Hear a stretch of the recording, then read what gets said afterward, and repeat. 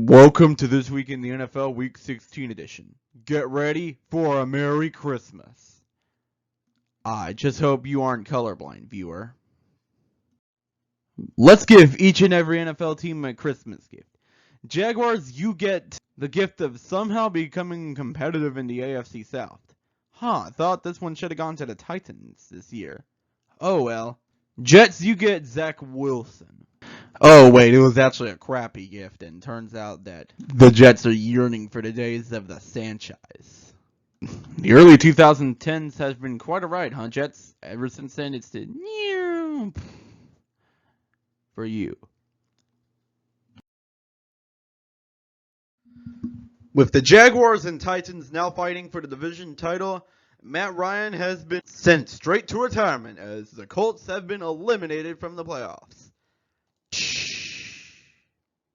It's actually kind of poetic that his final game comes out as a choke.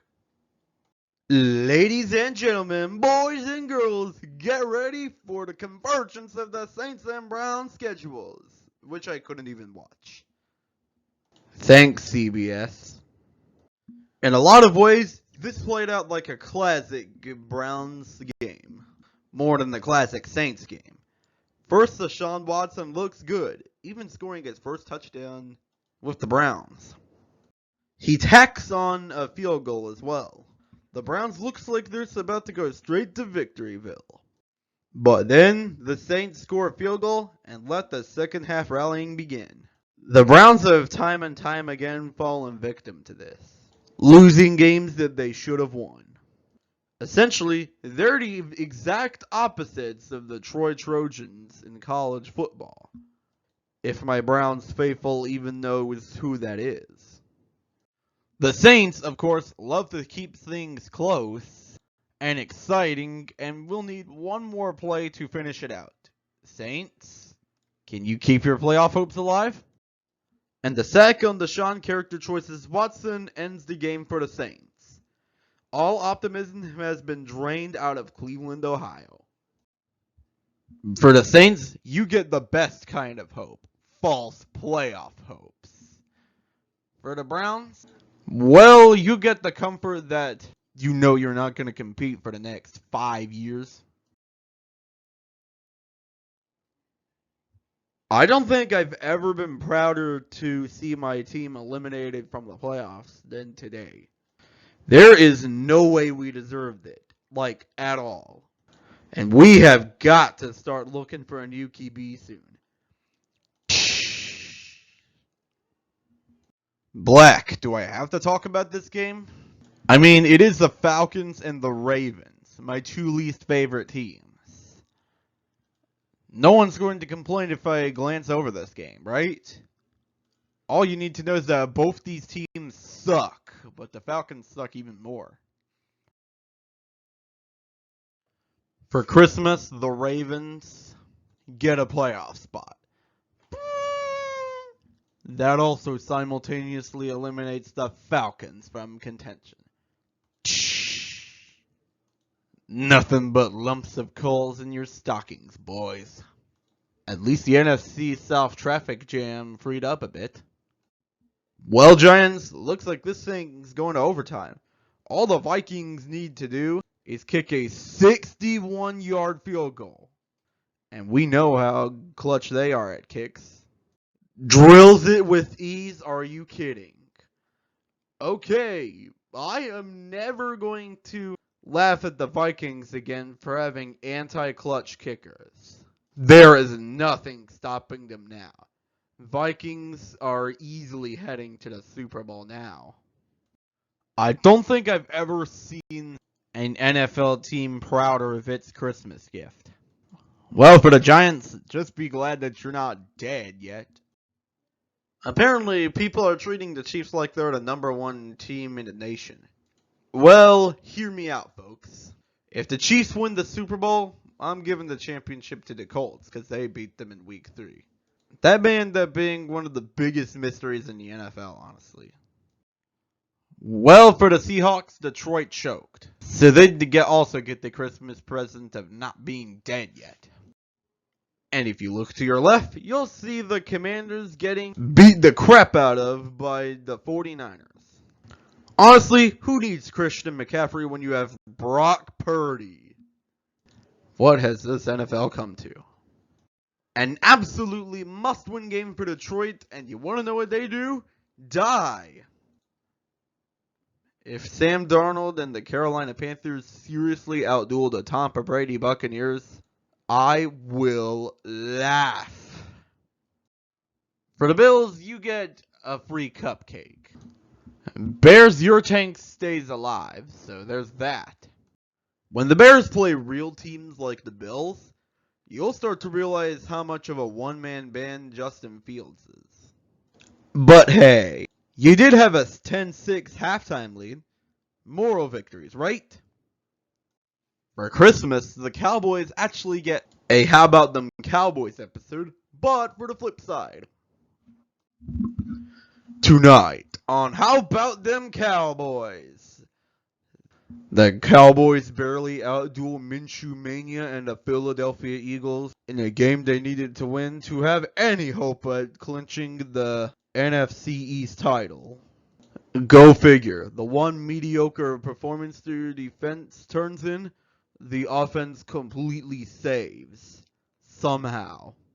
Although the Eagles did have a few backups on the field, most notably Minshew Mania. But, of course, the false hopers shall live on. Wow, you never know about these Patriots. 1 week, they're making the dumbest play in sports history.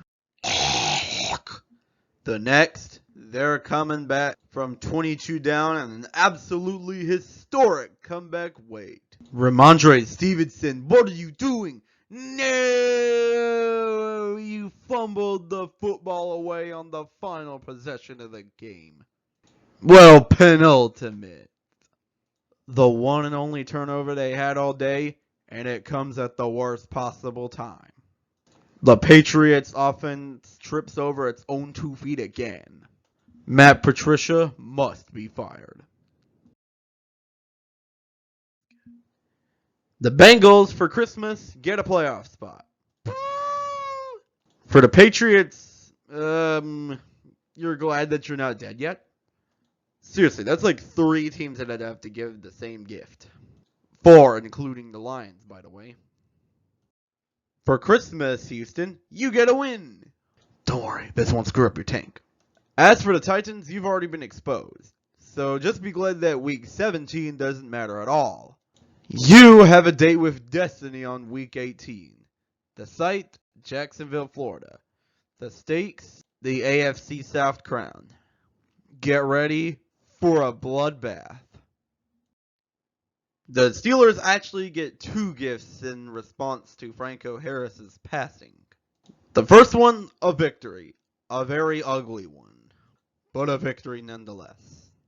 The second, you've seen it with the Saints before, but you're getting it as well, and you've seen it before. False playoff hopes. As for the Raiders, sorry, I kinda left that gift in Oakland. So you're going to have to do without this time around. For the Packers, you also get false playoff hopes. Yay. And for the Dolphins, you're just glad that you're not dead yet. I've never seen Tua turn the ball over that much before. In 1 quarter, as 3 picks in the 4th ended the Dolphins' chances for clinching on Christmas Day. Ew, do I really have to talk about this game? Fine, I will. For the Rams, you get slime. What the heck? Oh yeah, Nickelodeon broadcasts this game. I really hate their addiction to slime, even though their broadcast was probably the best thing about the game. For the Rams, just be glad that you have QB talent. And the names of Matthew Stafford and Baker Mayfield. Even though Stafford's a little rusty and Mayfield's been hated on by everybody. For the Broncos, you get possibly the greatest gift from your franchise since the 3 Super Bowls you've won. The firing of Nathaniel Hackett. Hallelujah! He really should have been fired months ago, but better late than never, I guess. Trace McSorley is outdueling Tom Brady. Oh, this is too rich. I don't expect this to last long, but this is hilarious right now. So the Buccaneers scored a touchdown. That's fine. All you need is a few first downs and you will ice this game and fumble it away. Welp, there goes that idea. And the Buccaneers scored a tying field goal. And the Buccaneers scored a winning field goal. And you already know people are going to credit Tom Brady for this incredible comeback, when in reality it was just the Cardinals' incompetence that helped them to victory. This doesn't quite clinch it for the Buccaneers, but they're now at a really good spot to clinch the NFC South. The Cardinals would get a present, but they'd fumble it away too. As for the Bucs, well, I already told you. They're one step closer to winning the NFC South. Remember when Matt Ryan was called Matty Ice? Well, now he needs to be called Matty Fire because he choked all those close games. Oh, wait, this is actually Nick Foles. Whatever the heck Matt Ryan is, somehow Nick Foles is even worse. The Colts get Cole, unsurprisingly. As for the Chargers, bask in playoff glory. For you have cemented yourself as the supreme ruler of the LA metro area. Let's talk playoff scenarios. The Buccaneers can actually clinch the NFC South as early as week 17 with a Panthers loss. They don't even need the Saints game to play out if they just win their game against the Panthers. If the Panthers win, though, things start to really change up.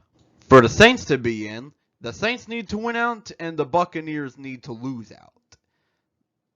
For the Panthers, all they need to do is win out, and they'll be in. If they lose even one of their two final games, neither the Panthers nor the Saints will be going. The rest of the divisions are very obviously not as chaotic. The Seahawks do not control their own destiny, so they need to hope the Commanders or Giants lose either one of their two final games or both of their final games. They'll also need to win out as well. This is probably the most likely team in the hunt to be in the playoffs, due to their tiebreakers over the Lions and Packers. I fixed an error for the Vikings on this chart. The Lions and Packers are also fighting for a playoff spot, but the Lions are actually more likely due to their game before the Packers coming up against the Bears and the Packers game coming up against the Vikings. Both play at home though, so if they both win out, they face each other on week 18 for a fight for a potential playoff spot. I seriously doubt they can do it, but we'll see. Okay, so the Giants and Commanders are the NFC teams that do actually control their own destiny. The Giants have the pathetic Colts and Eagles left, which the Eagles at that point will probably be playing for pride. So the Giants are way more likely to make a playoff spot than the Commanders, who are playing the Browns and Cowboys. Of course, those two teams as well will also be playing for pride. It's kind of sad, actually. The Commanders are one of the more likable teams in the league as a team itself, but cannot escape poor management. The Bills are just flying off the chart as well, and in fact take up the new highest team on this chart with seal of approval, false hope, and trash. However, if the Dolphins lose, things change. The Jets would actually own head-to-head tiebreaker if they do beat the Dolphins and would leapfrog them for the number 2 position. Unless if the Patriots beat the Bills, then they would be the number 2 spot in the division. Basically what I'm saying is, the Jets must win for anything to change. The Titans are so trash, they managed to make the Texans somehow reappear on this chart. I am stupefied at how dumb that is, although they still have a chance to win the division technically, the Jaguars now actually lead them for the division. That Week 18 matchup, that will be a heck of a game. Pittsburgh is actually one of the 3 teams that needs the Dolphins to lose out. One of the others being the Jets. This is mostly due to their head-to-head tiebreaker against them. They also lose out in head-to-head tiebreakers against the Patriots and Jets. So they need for them to lose as well, just for them to have any chance. Only they still have the Ravens at Baltimore.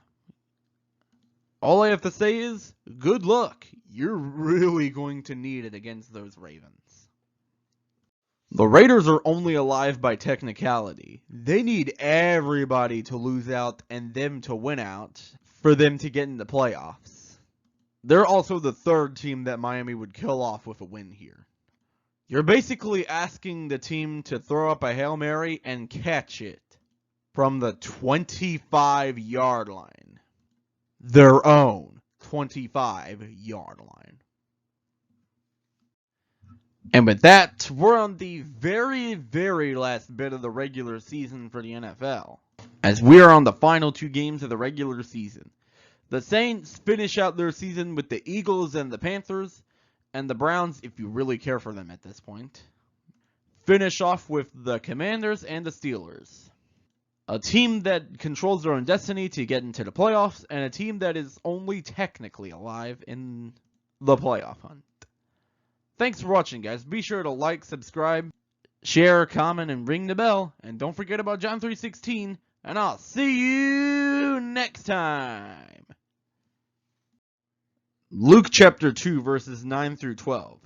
Suddenly an angel of the Lord appeared among them, and the radiance of the Lord's glory surrounded them. They were terrified, but the angel reassured them. "Don't be afraid," he said. "I bring you good news that will bring great joy to all people. The Savior, yes, the Messiah, the Lord, has been born today in Bethlehem, the city of David.